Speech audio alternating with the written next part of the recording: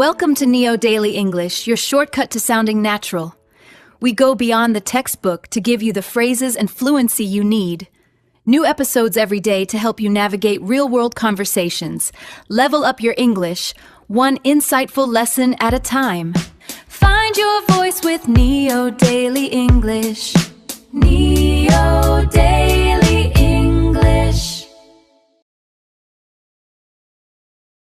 Okay, let's talk about something that pretty much every English learner feels at some point. It's that awful feeling of being completely stuck the second you try to speak. We're going to break down 5 really simple daily habits that will help you push right past that block for good. Does this sound familiar? I bet it does. You can follow a movie no problem, you get every word of a podcast, but then it's your turn to talk, and it's like a switch just flips off in your brain. You are not alone in this, and it's absolutely not a sign that you're bad at learning. And this right here, this is the core idea we're diving into. We have to stop treating this like it's a knowledge problem. The secret to getting unstuck isn't about cramming more vocabulary. It's actually about retraining your body's physical response to speaking. We're talking about biology, not just grammar books. So, here's our game plan. First, we'll unpack this thing called the knowing versus speaking gap.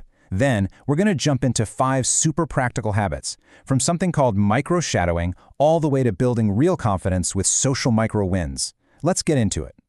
So, why on earth does that brain freeze even happen? Well, it all boils down to this concept of the knowing versus speaking gap. This chart lays it out perfectly. See, on one side, you've got your passive knowledge. That's everything you can understand, it's all in your head, it's brain-based. But active speech, that's a whole different ballgame. It's physical. It relies on actual muscle memory in your jaw, your tongue, your lips, and the only thing limiting it is practice. And this is the real takeaway here. That freeze you feel, that's not your brain forgetting words. That's your nervous system having a mild panic attack. It's basically a fear response. So to get over it, we don't need more flashcards. We need to calm down that response and just build the physical pathways for speech. And that is exactly what these 5 little daily shifts are designed to do. They're all about retraining our biology, building up that speaking muscle, and turning that hesitation into just instinct. All right, habit number 1, micro-shadowing.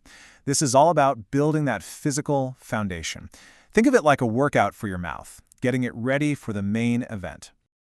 So what is micro-shadowing? Well, it's not just repeating something after you hear it. It's about echoing it almost at the exact same time, just a split second behind the original speaker. You're literally trying to talk right on top of them, syncing up as best you can. Now, the key here isn't to get every single word perfect. Nope. You're focusing on the musicality of the language, the rhythm, the tone, the ups and downs. And the best part, you do it in tiny 30-second bursts. You can do this while you're washing dishes, folding laundry. It takes literally 0 extra study time out of your day. Okay, so we're getting used to mimicking how other people sound. Now it's time to get comfortable with our own voice in English. And that's where auditory feedback loops come into play. I want you to really ask yourself this, because, there's often this huge gap between how we think we sound and how we actually sound to another person. And closing that gap, it's a massive, massive confidence booster. And the process is so simple. Seriously, just follow these steps. Grab your phone, record a voice memo of yourself talking for 30 seconds, and then just listen back. No judgment. You'll just naturally start to hear little things you want to adjust. Doing this for 2 minutes a day helps you tweak your pronunciation and really start to own your unique English voice. So, let's build that bridge from solo practice to speaking without thinking. That's our 3rd habit, narration. This is where you turn your entire life into your own personal language lab. The goal here is simple, but it is so powerful. We want to forge a direct link in your brain between an action and the English words for that action.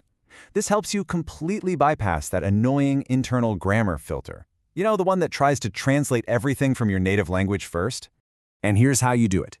As you go about your day, just talk to yourself. Narrate what you're doing. I am opening the fridge. I am pouring the coffee. I know, it feels a little silly at first, but trust me, it is one of the single best ways to make English feel automatic. All right, it's time. We've built up the muscle memory, we're getting comfortable with our voice, and we're starting to think more directly in English. Now, we're going to take it out into the real world, but in small, totally manageable steps. Look, we are not trying to have a deep conversation about the meaning of life here. The goal is what we call a micro-win, just a short, successful, low-pressure interaction. These tiny little victories are what slowly turn down the volume on your speaking anxiety and build up real, lasting confidence.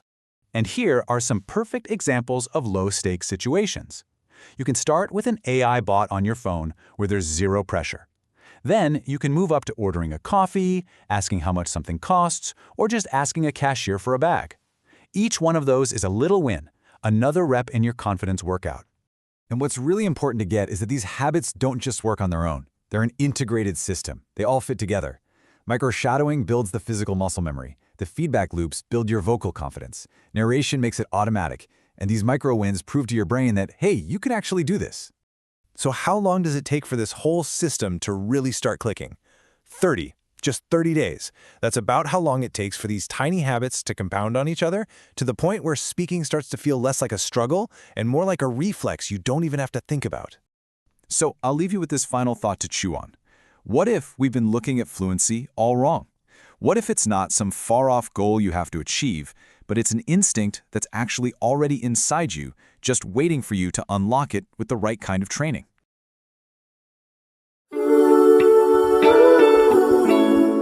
Well, that's all for today.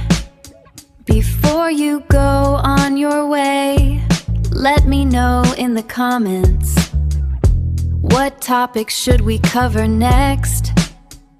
Your suggestions help shape this channel. If you found value in this lesson, hit that like button and subscribe to stay consistent.